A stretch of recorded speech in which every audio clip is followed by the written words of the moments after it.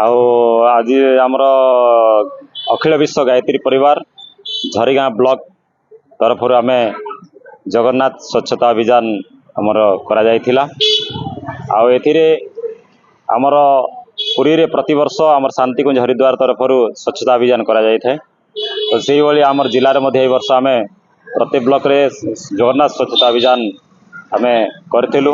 ସେଥିପାଇଁ ଆମେ ଗତ କାଲି ଆମର ଝରିଗାଁ ଠାରେ ମାଉସୀ ମା ମନ୍ଦିର ଠାରୁ ଆମର ଜଗନ୍ନାଥ ମନ୍ଦିର ପର୍ଯ୍ୟନ୍ତ ଆମେ ପୁରା ସ୍ୱଚ୍ଛତା ଅଭିଯାନ କରାଯାଇଥିଲା। ଏଥିରେ ଆମର ବହୁତ ସଂଖ୍ୟାରେ ଗାୟତ୍ରୀ ପରିବାର ସମସ୍ତେ ଆସି ଏଠି ସହଯୋଗ କରିଥିଲେ। ତା ସହିତ ଆମ ଶ୍ରଦ୍ଧାଳୁ ମଧ୍ୟ ଏଠି ସହଯୋଗ କରିଥିଲେ ଏବଂ ଆମର ମେଡ଼ିକାଲରେ ମଧ୍ୟ ଆମେ ସେଠି ମଧ୍ୟ ଆମକୁ ସ୍ୱଚ୍ଛତା ସଫା କରିବାର ଗୋଟେ ସୁଯୋଗ ଆସିଥିଲା। ସେଠି ଗୋଟେ ଗତ 4 ତାରିଖରେ ତାଙ୍କର ଡିପ୍ କ୍ଲିନ୍ ରାଇବ୍ जो तांकर चली ସେଥିରେ ମଧ୍ୟ ଆମକୁ ସେଠି ସହଯୋଗ କରିବାର ସୁବିଧା ସ୍ୱଚ୍ଛତା କରିବାର ସହଯୋଗ ଦେଇଥିଲେ ସୁଯୋଗ ଦେଇଥିଲେ। ତେଣୁ ବହୁତ ଆମର ବହୁତ ଖୁସି ଲାଗିଲା। ବହୁତ ଆମର ସାଇଡ ଡ୍ରେନ୍ ଯାକ ବହୁତ ଖରାପ କଚଡ଼ା ଥିଲା। ବହୁତ ଦୁଇ ସାଇଡରେ ପୁରା ଜରି ଆଉ ପଲିଥିନ୍ ସହିତ ଆମର ବିଭିନ୍ନ ପ୍ରକାର କଚଡ଼ା ଯାକ ସବୁ ଥିଲା।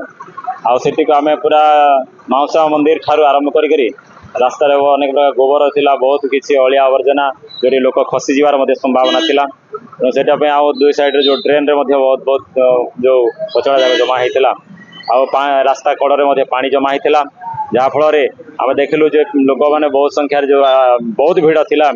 ଆଉ ସେ ଭିଡ଼କୁ ଯଦି ଲୋକମାନେ ଯଦି ଖସିଯିବେ ତାହେଲେ ବହୁତ ଅସୁବିଧା ହେବ। ତା ପାଇଁ ଆମେ ସମସ୍ତେ ବହୁତ ସୁନ୍ଦର ଭାବରେ ସବୁ ମିଶିକି ସହଯୋଗ ସଫାଇ କରିଥିଲୁ ଏବଂ ସେଠି ଯାହା ବି ଅଳିଆ ଆବର୍ଜନା ଥିଲା ତାକୁ ନେଇକରି ଆମେ ଆମର ପଞ୍ଚାୟତ ଯୋଉ ଗାଡ଼ି ଗୋଟେ ଥିଲା ସେଠୁ ନେଇକି ଆମେ ପୁରା ମଶାଣି ପାଖରେ ଆମେ ତାକୁ ଫିଙ୍ଗା ଫିଙ୍ଗି କରିଥିଲୁ। ଗାୟତ୍ରୀ ପରିବାର ଥରୁ ଆମର ଝରିଗାଁ ବ୍ଲକର ଆମର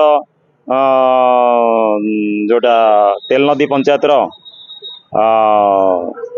ଆକରସିଲ ନାଙ୍ଗଲସିଲ ଆଉ ତା ସହିତ ଆମର ପାଖ ଅଞ୍ଚଳର କୁସୁମୀ ଆଉ ଆମ ଆଖପାଖର ଯେତେ ଗାୟତ୍ରୀ ପରିବାର ସମସ୍ତେ ଆସିଥିଲେ।